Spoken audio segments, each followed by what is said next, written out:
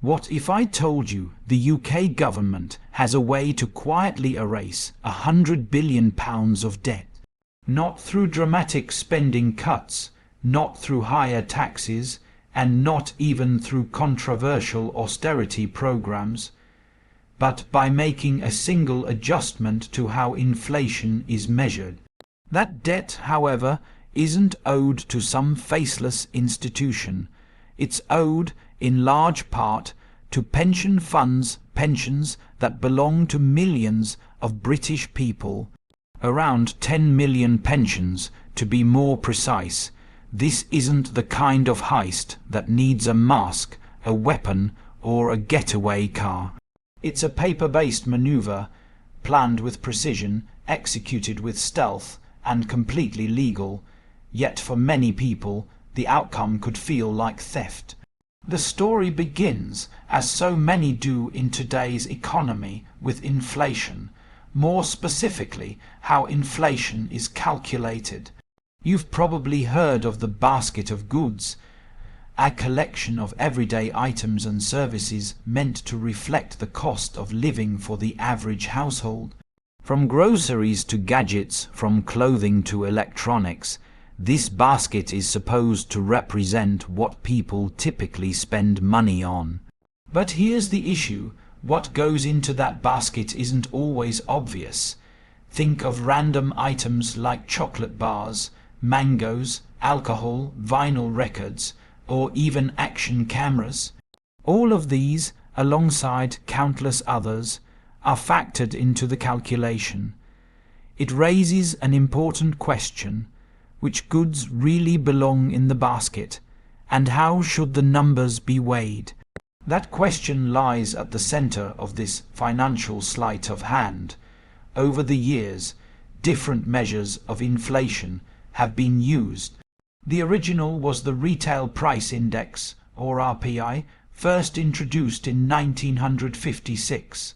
Before that, the UK relied on a cost of living index during the early 20th century, followed by the interim index of retail prices from the late 1940s.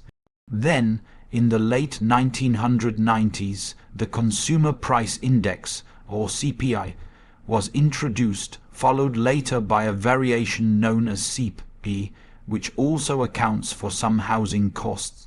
The biggest difference between RPI and CPI is that RPI includes housing costs, while CPI doesn't. CPI attempts to bridge that gap by adding a housing component, but in a way that is less direct than RPI.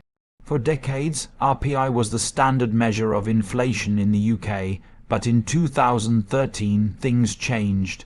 The UK Statistics Authority announced that RPI was fundamentally flawed and stripped it of its official status as a national statistic.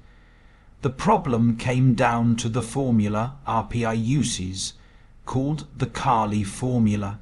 Without diving too deep into the technicalities, the flaw means that when prices spike and then fall back down, RPI doesn't adjust properly.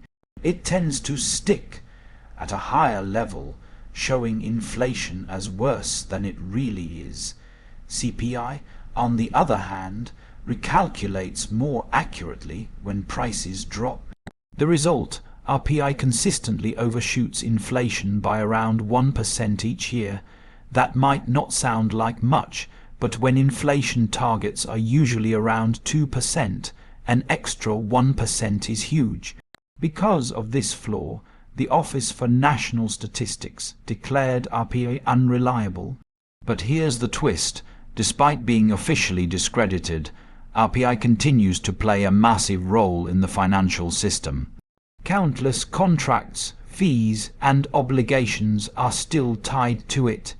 Vehicle excise duty, air passenger taxes, regulated rail fares, student loan interest rates, ground rents, even adjustments to mobile phone bills, all still rise in line with RPI.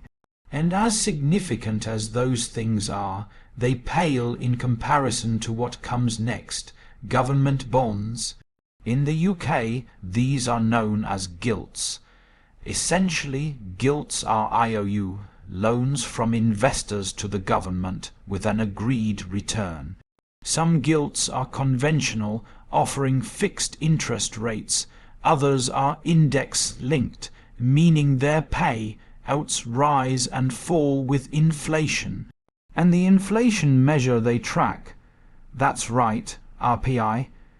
This is where things get really interesting, because a full 30% of the UK government bonds are these index-linked gilts, nicknamed linkers.